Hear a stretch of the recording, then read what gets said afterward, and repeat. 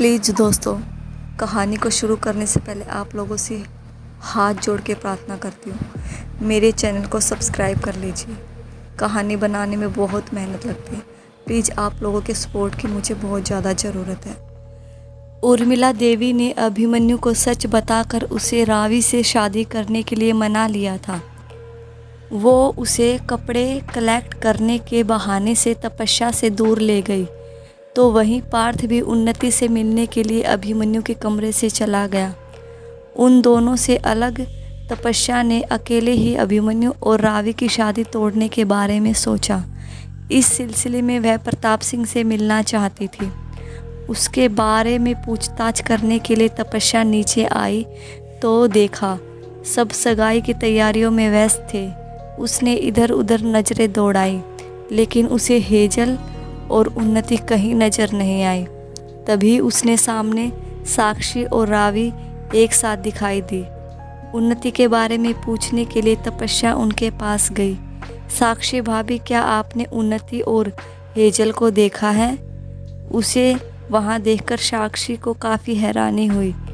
वह 2 दिन पहले वहाँ से जा चुकी थी। उसे फिर से वहाँ देखकर साक्षी ने कहा, अरे तपस्या, तुम वापस आ गई। तुम्हें तो यहाँ ठीक नहीं लग रहा था ना, इसलिए तुम पार्थ के साथ यहाँ से चली गई थी। हाँ, लेकिन अब मैं और पार्थ वापस आ गए हैं। हमने सोचा जब शादी अटेंड करने के लिए आए हैं तो शादी अटेंड करके ही जाएंगे। तपस्या ने बहाना बनाया। तब तो तुम दोनों ने बहुत अच्छा किया, साक्षी ने हंसकर जवाब दिया।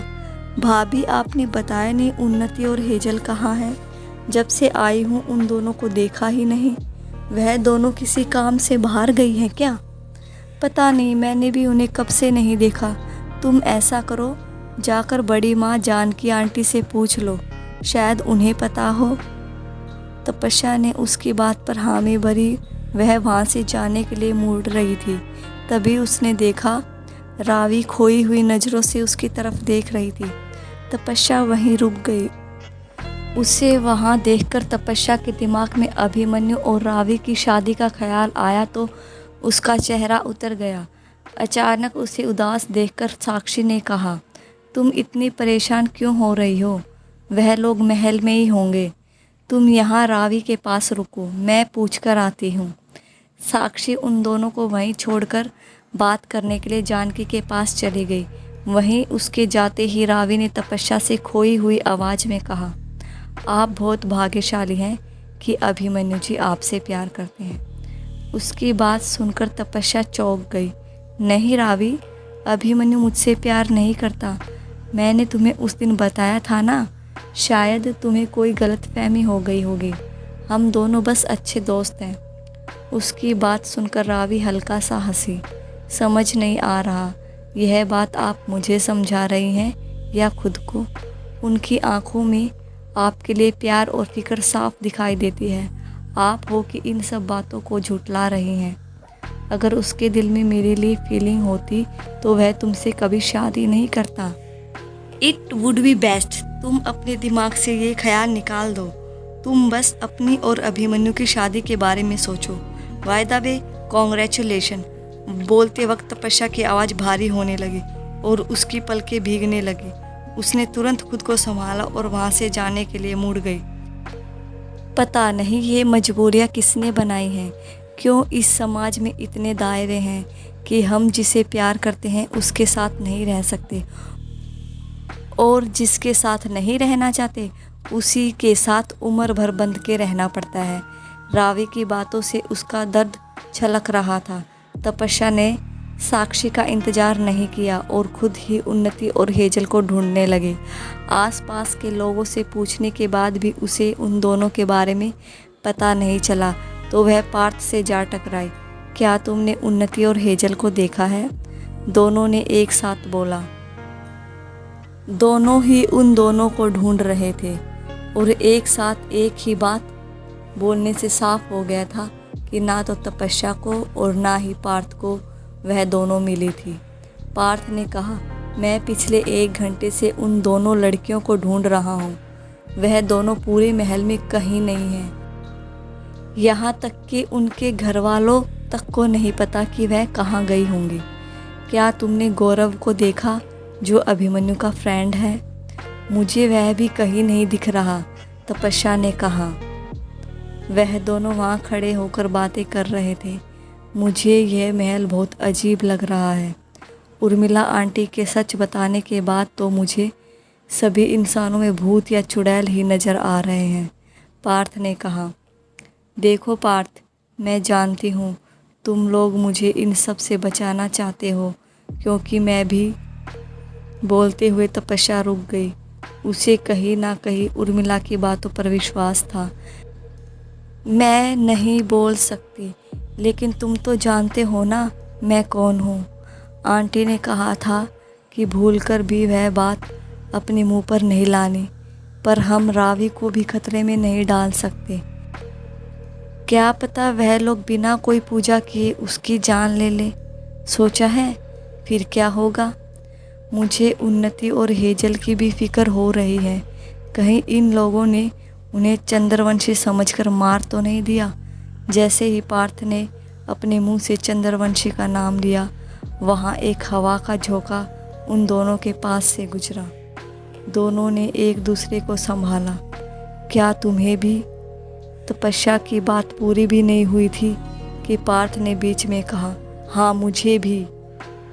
किसी ने हवा से धक्का दिया। ना केवल हम बल्कि इस महल में मौजूद हर एक इंसान की जान को खतरा है। हम इस तरह भाग नहीं सकते। क्या हम इतने कायर हैं?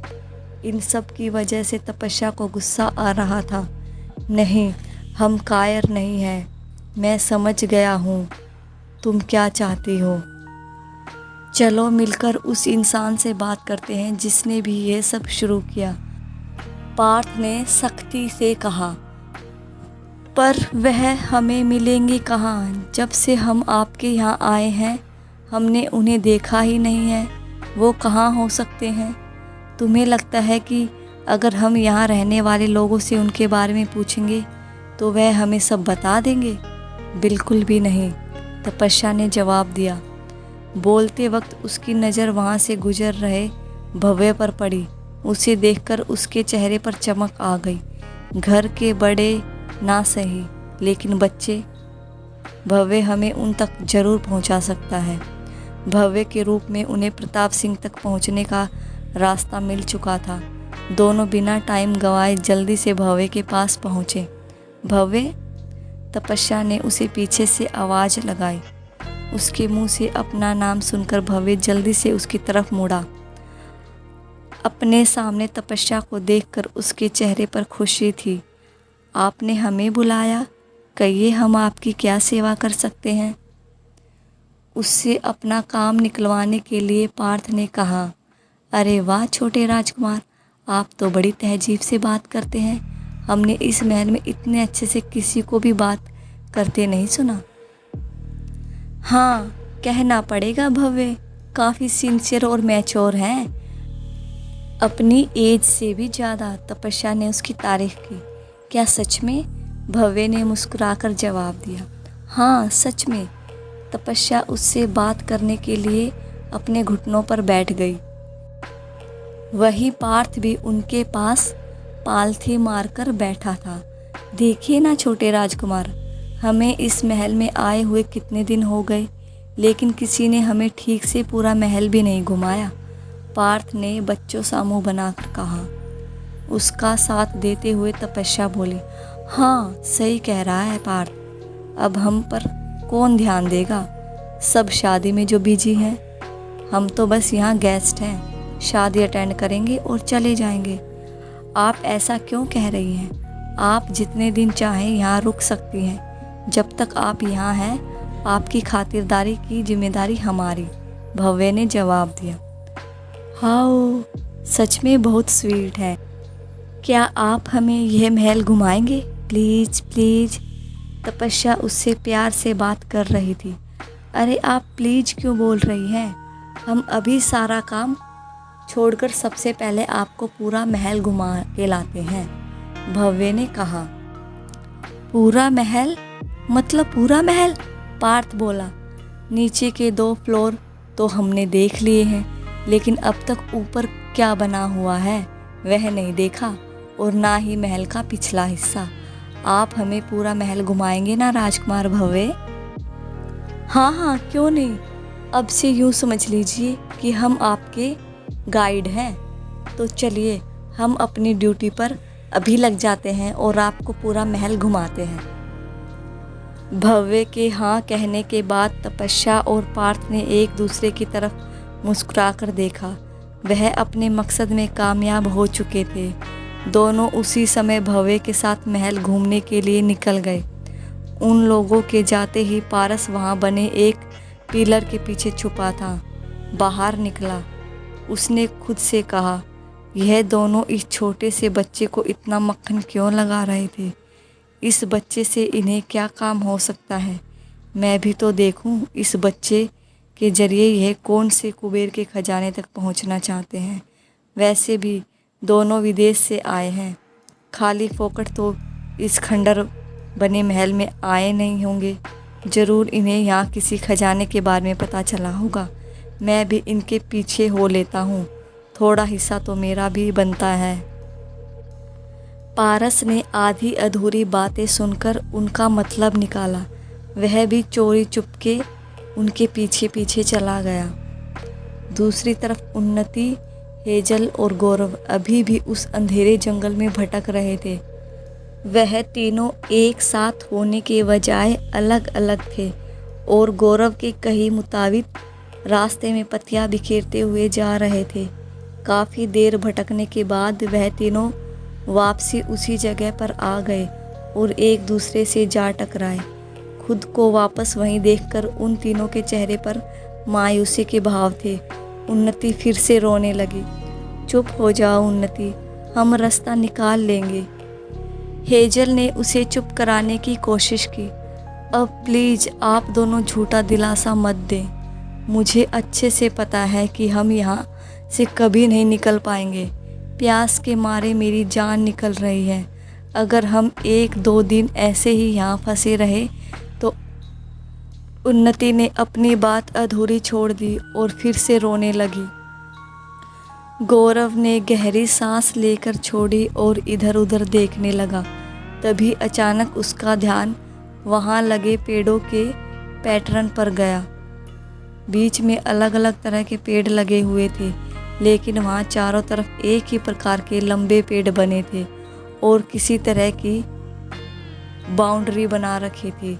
ठीक से देखने के लिए उसने अपने फ़ोन की टॉर्च को ऊपर की तरफ इधर उधर घुमाया ताकि ठीक से देख सके। उसे देखने के बाद उसके चेहरे पर चमक आ गई। उसने उन्नति और हेजल से कहा, गौर से देखो गर्ल्स, आसपास के पेड़ जो थोड़े ऊंचे हैं वह सब मिलकर एक बाउंड्री या किसी तरह की दीवार बना रहे हैं। हो सकता है उन पेड़ों के दूसरी तरफ दीवार मौजूद हो। शायद हम किसी ग्राउंड टाइप की जगह पर हैं, इसी वजह से घूम फिर कर वापस वहीं आ गए। हेजल ने उसकी बात को आगे बढ़ाया। सही कहा, हम किसी तरह के बहुत बड़े मैदान में हैं। ऐसा करते हैं, इस बार साथ में एक दिशा में उस बड़े पेड़ के पास जाने की कोशिश करते हैं, शायद रास्ता मिल जाए। गौरव ने सुझाव दिया। क्या आपको सच में अभी भी कोई उम्मीद है? उन्नति इतने में हार चुकी थी। वह हताश होकर बोली, मुझे ऐसे लग रहा है हम तीनों यहीं मर जाएंगे और किसी को पता तक नहीं चलेगा। तुम्हारा पता नहीं, लेकिन हम आर्मी वाले अपनी आखिरी सांस तक हार नहीं मानते। ना तो हम खुद हारते हैं, ना ही अपने साथ वाले को हार मानने देते हैं। गौरव की बातों से एक अलग ही जज्बा झलक रहा था। गौरव की बात सुनकर हेजल ने मुस्कुराकर कहा, कोशिश करने में कोई बुराई नहीं है उन्नति। अब इससे ज़्यादा और बुरा क्या हो सकता है कि हम ऐसी जगह में फंस गए जहाँ पर कोई नहीं है। उन दोनों के समझाने पर उन्नति ने अपने आंसू पोंछकर उनके साथ आने की हामी भरी। वह तीनों गौरव के कहे मुताबिक एक ही दिशा में सीधे सीधे जा रहे थे। उन्नति की हिम्मत बनी रहे इसलिए गौरव चलते वक्त उसे अपने आर्मी की कहानियाँ सुना रहा था। तुम्हें पता है उन्नति, तुम्हारे अभिमन्यु भाई कितने ब्रेव हैं। एक बार दुश्मनों की एक्टिविटी के बारे में पता लगाने के लिए अकेले ही प्लेन लेकर निकल पड़े और सक्सेसफुली हैंडल करके ही वापस आया था। उसकी बातें सुनकर उन्नति को सांस मिल रहा था। वह आगे बढ़ रही थी। वहीं दूसरी तरफ भव्य तपस्या और पार्थ को महल घुमाते हुए ऊपर तक ले आया था। वो सब महल के उसी हिस्से में पहुंच चुके थे जहां प्रताप सिंह का कमरा बना था। तुम्हें नहीं लगता छोटे राजकुमार, यह जगह कुछ ज़्यादा ही अजीब है? यहाँ इतनी शांति क्यों है? यहाँ कोई लाइब्रेरी तो नहीं बनी हुई? ऊपर आते ही पार्थ ने पूछा। हमें नहीं पता, हम भी यहाँ पहली बार आए हैं। वैसे इस फ्लोर पर आना मना है क्योंकि यहाँ बड़े दादासा का रूम है, भव्य ने जवाब दिया। उसके मुंह से बड़े दादासा का नाम सुनकर तपस्या और पार्थ समझ गए थे कि वह सही रास्ते पर हैं। वहीं उनके पीछे आ रहे पार्थ ने अपने मन में कहा, लगता है उस बुढ़े ने अपने पास पूरा खजाना छुपा कर रखा है और यह दोनों फिरंगी इसे लूट कर ले जाना चाहते हैं। मैं इन्हें अकेले सब कुछ लूट कर नहीं ले जाने दूंगा, एक हिस्सा तो मेरा भी बनता है। वह चारों ऊपर बने गलियारे में खड़े थे। गलियारे के दोनों तरफ बड़े बड़े कमरे बने हुए थे। पारस उनके पीछे छुपा हुआ था। भव्य गलियारे के बीच खड़ा दोनों कमरे की तरफ देख रहा था।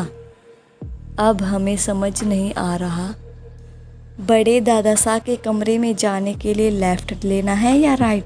भव्य ने कहा। हम राइट पाथ पर हैं तो क्यों ना हम राइट लें, तपस्या ने सुझाव दिया। आप कह रही हैं तो सही ही होगा। भव्य ने उसकी बात पर हामी भरी और वह तीनों राइट साइड वाले कमरे की तरफ जाने लगे। वही उनके पीछे आ रहे पारस ने अपने मन में कहा, मुझे इनके पीछे जाने के बजाय दूसरे कमरे में जाकर तलाशी लेनी चाहिए, क्या पता सारा खजाना वहाँ हो। पारस ने उनके पीछे जाने के बजाय लेफ्ट साइड जाना सही समझा। वह दबे कदमों से उस तरफ जा रहा था। उसने अपने सामने के कमरे का दरवाज़ा खोला। उसी वक्त पार्थ और तपस्या ने राइट साइड वाले कमरे का दरवाज़ा खोला। कमरे में कोई मौजूद नहीं था, तो वहीं गलत दरवाज़ा खोलने की वजह से पारस एक झटके के साथ उसी जंगल में जा गिरा जहां उन्नति, हेजल और गौरव फंसे थे। हाँ, तो अब समझ आ गया होगा कि जब अभिमन्यु और उर्मिला देवी ऊपर आए थे तब प्रताप सिंह से कैसे मिले और उन्नति, हेजल और गौरव प्रताप सिंह से मिलने के बजाय उस जंगल में कैसे पहुंच गए। सब लेफ्ट राइट का चक्कर है भैया। देखते हैं अब आगे क्या होगा।